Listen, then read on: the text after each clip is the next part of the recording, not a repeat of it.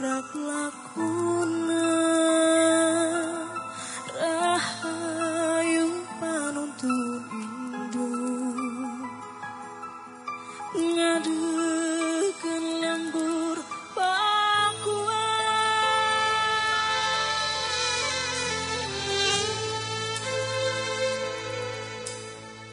DPR RI akan menerima audiensi dari Serikat Karyawan Perum Perhutani sehubungan dengan diterbitkannya surat keputusan nomor 287 Menteri Lingkungan Hidup dan Kehutanan tahun 2022. Dan surat itu sebenarnya di Komisi 4 DPR RI sudah masuk dalam kesimpulannya. Waktu itu ditolak kan? Gitu loh. Sudah ditolak. Itu kan pernah ada kesimpulan yang kita buat bahwa kita menolak surat keputusan tersebut. Karena saya ini orang dalam setiap hari saya melewati tanah perhutani, jangankan dibuat dalam kegiatan untuk kepentingan masyarakat yang dibagi coupling. Kerjasama dengan LMDH saja saya lihat, di tempat saya aja sudah berubah, yang pinggir-pinggir jalan itu menjadi warung semua. Aspek-aspek yang bersifat pengelolaan hutannya menjadi hilang. Nah untuk itu kita sudah hadir para anggota untuk mendengarkan apa yang akan Bapak sampaikan, aspirasi tersebut. Secara prinsip Bapak dan Ibu belum menyampaikan pun kami sudah memahami.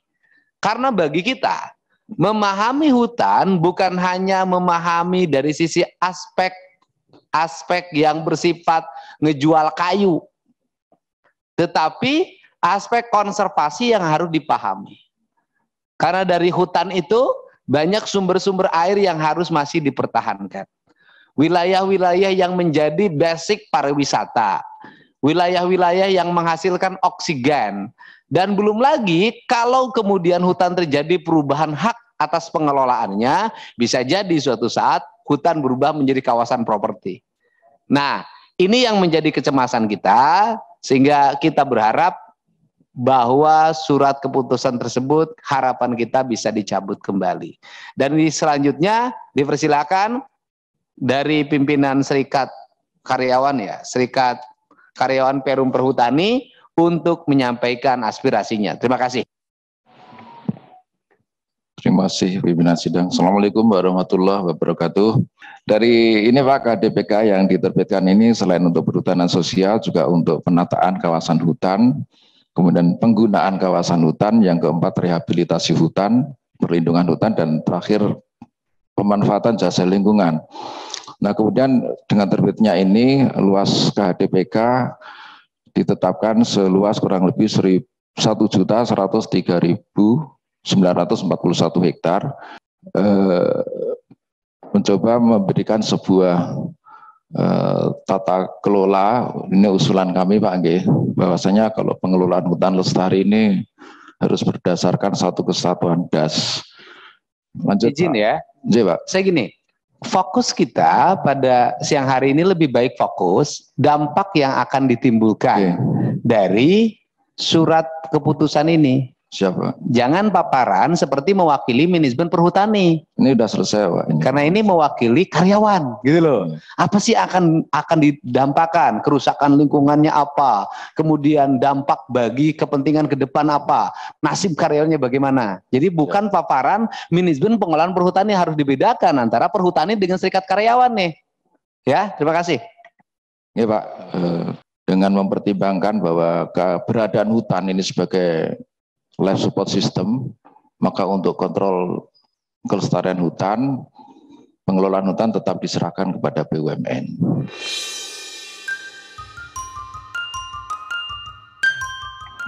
Baik, memang itu ciri khas kalau serikat pekerja di BUMN rata-rata dipegang oleh manajemen. Jadi kadang suaranya tidak seperti suara karyawan, beda dengan diburuh. Kalau diburuh tuh gemuruhnya kuat. Nah itu kalau di manajemen itu kararagok, nanti takut dimutasi, takut ini. Sehingga saya lihat dari paparan tadi, mohon maaf ya, saya mengkritik ya. Dari paparan tadi itu tidak mencerminkan spirit yang dialami oleh para karyawan yang akan ditimbulkan dari SK itu.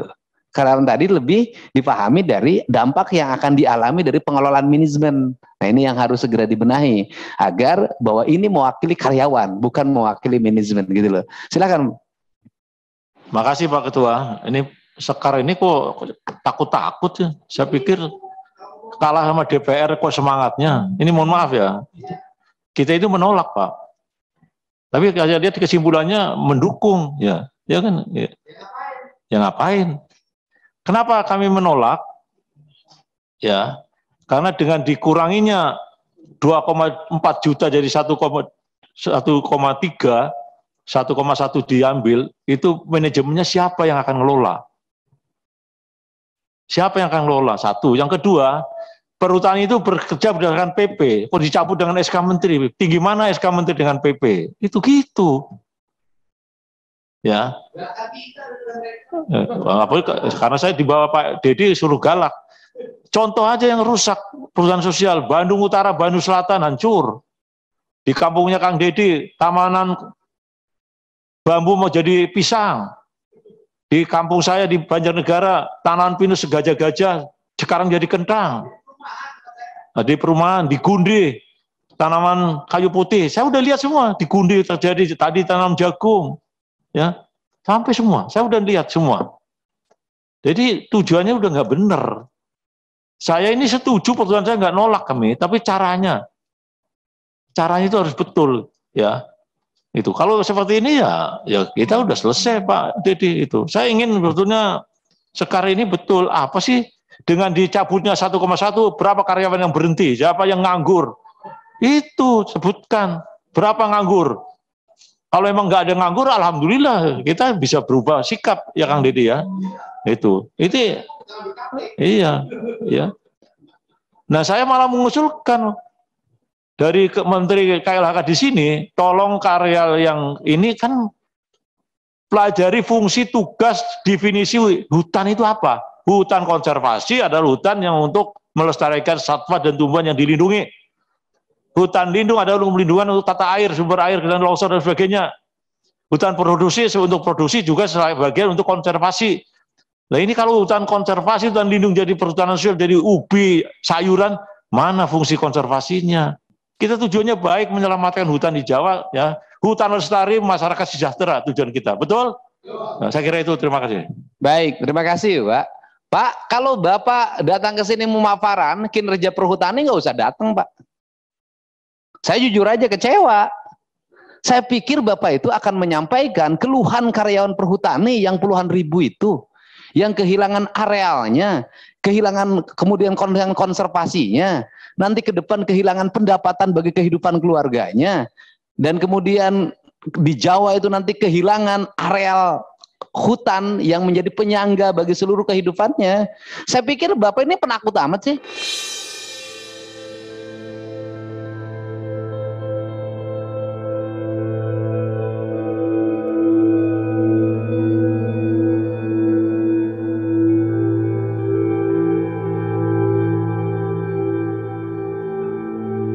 Ya kalau Bapak penakut nggak usah datang ke sini. Ngapain kita ke sini? Karena apa?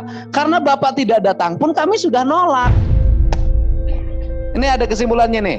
Komisi 4 DPR RI akan melaksanakan rapat dengar pendapat RDP dengan Eselon 1 Kementerian Hidup dan Kehutanan terkait untuk melakukan pembahasan mengenai rencana kegiatan perhutanan sosial di kawasan hutan Pulau Jawa dengan skema kawasan hutan dengan pengelolaan khusus. Gitu loh. Kita ini sudah punya sikap. Loh kita ini Komisi 4 DPR ini punya sikap. Bapak ini takut dimutasi ya. Kalau jadi takut jangan jadi keluar serikat pekerja, Pak. Gitu loh. Terima kasih. Saya jujur aja, saya kecewa kedatangan Bapak kemari. Saya hanya lihat paparan-paparan nanam ini, ngapain saya lihat begitu? Saya ingin Bapak mewakili karyawan. Jangan ngaku serikat kalau tidak mewakili karyawan.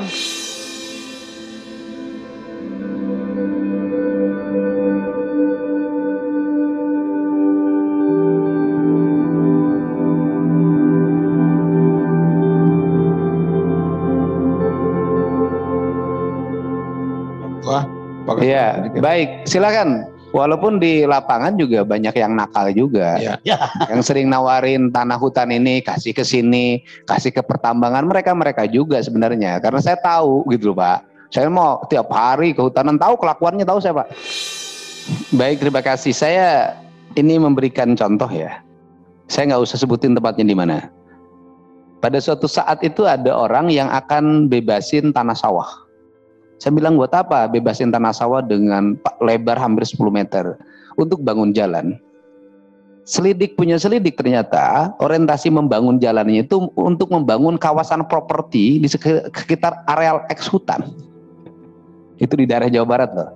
Karena saya dan masyarakat menolak, kemudian dia pindah lagi, bangun jalannya lewat kawasan hutan lagi di sebelah selatan. Dan saya ada itu di video YouTube saya itu ada.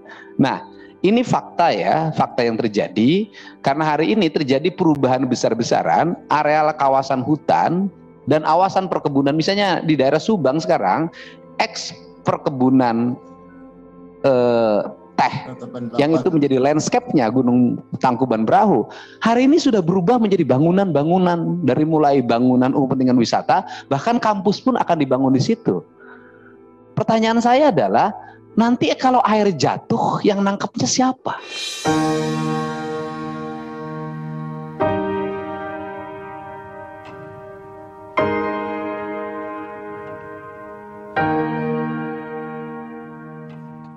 Jadi kawasan membangun industri di sebelah utara itu bisa banjir besar nanti suatu saat. Nah, aspek ini tidak menjadi bahan pertimbangan. Semua orang berpikir daripada areal perkebunan tidak bermanfaat, ya lebih baik dibangun bangunan yang ekonomi gitu loh. Padahal dulu Belanda membuat kawasan catchment area termasuk daerah Sabuk Hijau di kawasan gunung, itu tujuannya adalah konservasi tetapi tidak mematikan ekonomi. Cuman salahnya bangsa kita ngelola tehnya nggak bisa, tehnya hancur, kemudian tanahnya dirubah jadi bangunan-bangunan. Ini nggak ngerti, padahal sekolahnya tinggi-tinggi saya lihat. Nah, untuk itu dipersilakan Bapak gitu loh. Kenapa Bapak menjadi pemalu, peragu, dan kelihatan takut? Kalau Bapak takut oleh Kementerian Kehutanan, jangan datang ke sini Pak. Di sini adalah tempatnya orang-orang tidak takut, kecuali sama istrinya di rumahnya masing-masing. Ketua.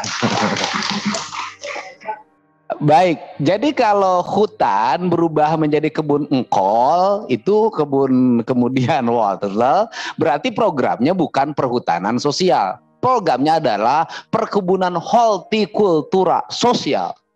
Itu yang benar gitu loh. Jadi kalau konsep perhutanan sosial itu kalaupun bergeser tidak berubah menjadi warung, tidak berubah jadi apapun, tetap jadi hutan. Ditanaminnya jengkol, kata Bapak, petai, duren, kemudian manggis, kopi. Nah, kemudian ditanamin lagi bambu, dan itu sudah berjalan sejak lama. Dari dulu juga kan masyarakat menguasai daerah garapan. Sudah berpuluh-puluh tahun ditanaminnya bambu, jengkol, petai gitu loh. Kenapa harus dirubah-rubah lagi dengan istilah baru? Dan mereka tidak memiliki hak kepemilikan, tapi mereka ikut bayar pajak.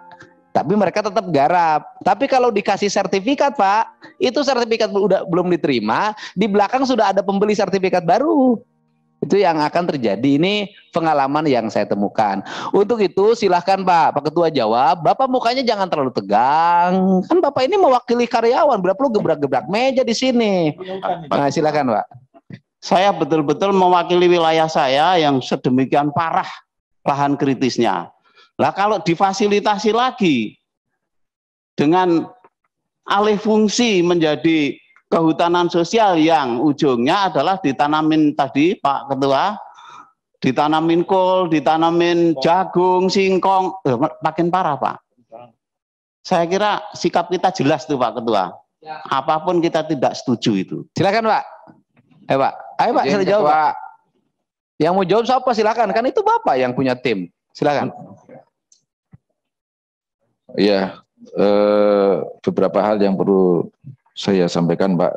Tadi ada karyawan terdampak atau enggak. Sesungguhnya memang ada Pak, 1,1 itu ada yang ini menurut data yang kita dapat, ada terdampak hilang itu terdampak hilang itu maksudnya ada sebuah wilayah yang memang sebagian besar hilang Pak, pindah.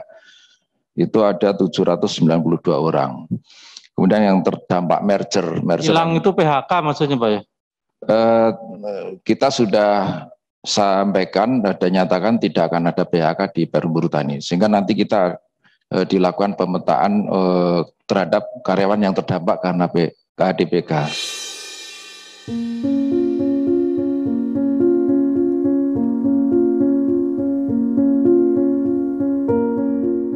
Kemudian yang terdampak merger itu karena keluasannya kurang dari minimal Pak, minimal tertentu itu digabung. Itu ada 1.751. Sekalian kami mengklarifikasi berarti kita memang tidak akan ada PHK Kak. Pemetaannya kita sudah siapkan. Izin Pak Ketum. Pak Ketum. Kemudian beberapa lain Pak, kemudian potensi konflik apakah ada? Tentu saja ada Pak.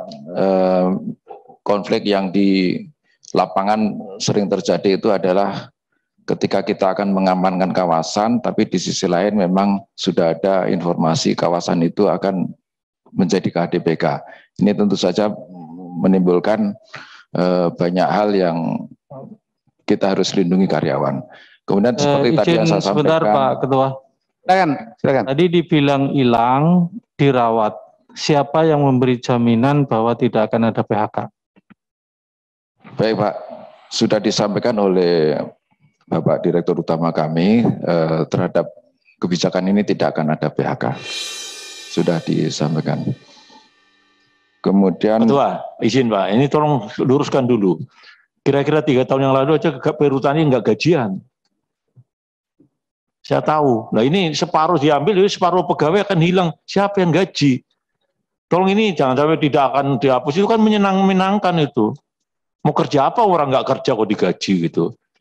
Yang 1,1 juta itu luar biasa. Diambil, dikerjakan orang lain, mungkin di perhutanan sosial. Kan Perum nggak ada, sampai sekarang aja penetapan 1,1 Perum nggak dilibatkan. Apalagi nanti kalau udah lepas. Struktur organisasinya udah beda. Kelembagaannya udah beda gitu. Tolong jangan sampai dininabodokan, disenang-senangkan, tahu-tahu kejadian. Sebentar. Pak Ketua, kita tanya dulu nih. Pak Ketua posisinya sekarang di mana, jabatannya apa? Baik Pak, saya di divisi MUK, Multi Usaha Kehutanan sekarang, di departemennya Agroforestry. Sebentar, saya ini logika saya jadi pusing Pak lihat Bapak. Gimana Pak? Saya pusing Pak. Bapak ini mewakili karyawan, datang ke sini menyampaikan keluhan tentang perubahan status perhutani. Yang 1 juta hektar akan bergeser dikelola oleh warga. Kemudian itu maka kalau 1 juta hektar dikelola oleh warga, kalau misalnya 1 orang pegawai dulu ngelola 10, berarti ada 100.000 pegawai yang hilang. Nah pertanyaannya adalah kalau itu keawasannya hilang, emang mau digaji dari mana? Loh harusnya Bapak ngomongnya dari sini ke sini adalah ngomongnya begini loh Pak. Bapak ini ngomong di sini, saya mewakili karyawan. Kami berkeberatan terhadap SK tersebut dan kami khawatir karyawan nanti tidak bisa digaji walaupun tidak di PHK. Begitu. Loh Bapak di sini, saya tuh pusing lihat Bapak itu. Mewakili karyawan apa Bapak mewakili Menteri Kehutanan?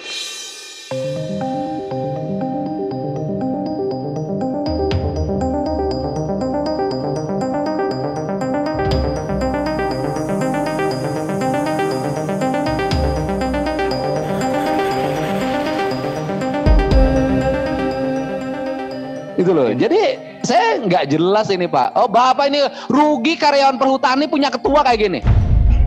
Ganti sama Pak Darori itu. Izin Ketua nambahkan boleh? Silakan Pak, silakan. Ya, baik, terima kasih. Sebentar, anggota dulu Pak Ketua. Izin Pak Ketua. Ya, silakan. Ya justru saya tadi begitu. Saya ingin menanyakan posisi ketua ini di mana? Apa kalau di ASN eselon berapa? Saya tidak mewakili, tidak melihat. Ini mewakili karyawan. Pak, saya dari Dapil Jawa Barat, tapi kelahiran saya ada di KPH Kebonarjo. Itu semua karyawan di bawah sedih, Pak. Mereka akan di PHK. Ini ketuanya bilang tidak ada PHK. Logika sederhana saya juga nggak masuk. Perhutani itu udah rugi, Pak. Terus diambil. Coba dipertanggungjawabkan itu. Makanya saya katakan siapa yang mengatakan itu? Pertama, kami Serikat Karyawan Perum Perhutani di sini mewakili karyawan. Yang kedua, kami di sini menyampaikan aspirasi. Aspirasi kami terkait dengan fungsi organisasi kami adalah yang pertama adalah keresahan karyawan. Mungkin Bapak-bapak sudah dengar baca di media online, baik dari Bandung maupun yang tadi malam di Semarang. Posisi kami adalah keresahan itu dulu, bahwa ya akan ada yang terdampak. Apakah PHK atau tidak PHK itu menjadi komunikasi hubungan industrial. Kami yang baru kemarin dibicarakan dengan manajemen. Ada skema-skema. Maksud kami, kalau mungkin, tidak mungkin, mungkin ada yang tidak bisa terhindari dari PHK. Tetapi PHK yang diatur akibat dari ini. Sehingga PHK-nya tidak biasa-biasa saja gitu loh. Tetapi PHK-nya itu adalah hasil kesepakatan.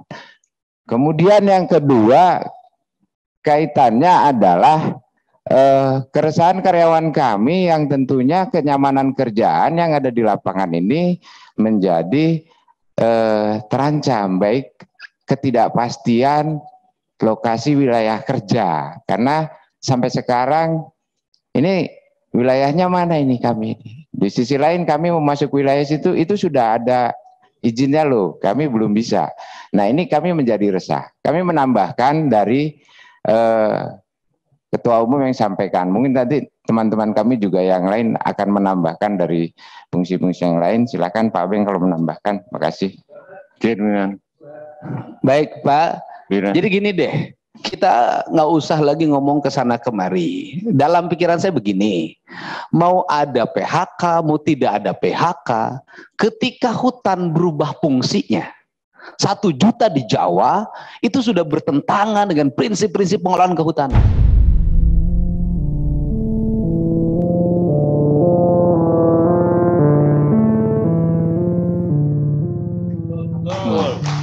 Bagi saya, andai kata pun program perhutanan sosial itu yang menghilangkan hutan berubah nanti menjadi kebun sayur, karyawan perhutani mau digaji 10 juta, bagi saya tetap tidak ada urusan dengan itu.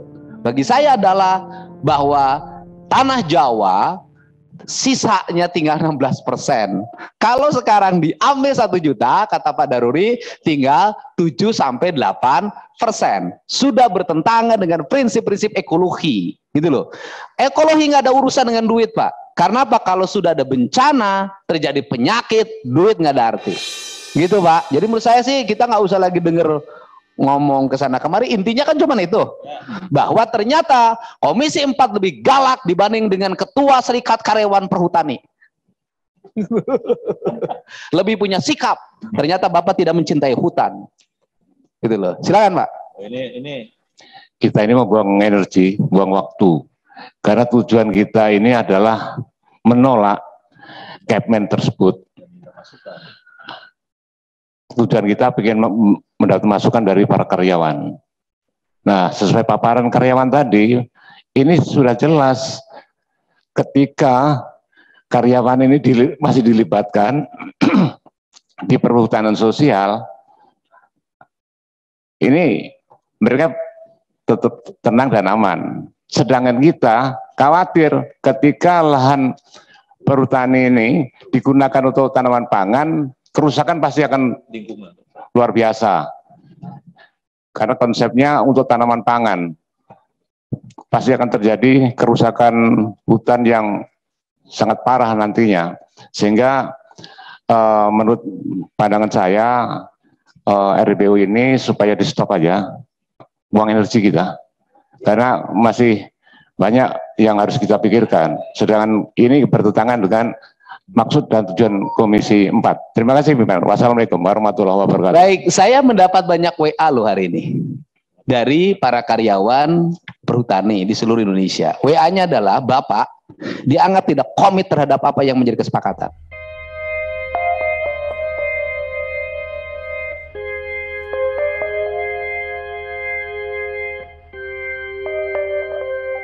Bapak datang ke sini, ternyata Bapak berubah dari apa yang disepakati dengan seluruh karyawan di perhutani.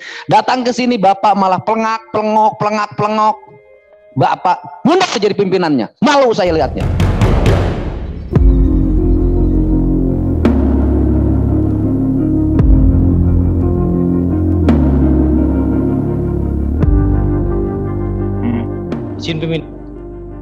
Saya nggak panjangin lagi. Sudahlah, sudah cukup. Saya mimpin rapat. Kita tidak perlu lagi ngomong panjang-panjang. Ada Bapak kesini atau tidak ada Bapak, Komisi 4 menolak surat keputusan ini. Terima kasih. Izin pimpinan. Izin pimpinan. Terima kasih. Assalamualaikum warahmatullahi wabarakatuh. Waalaikumsalam warahmatullahi wabarakatuh.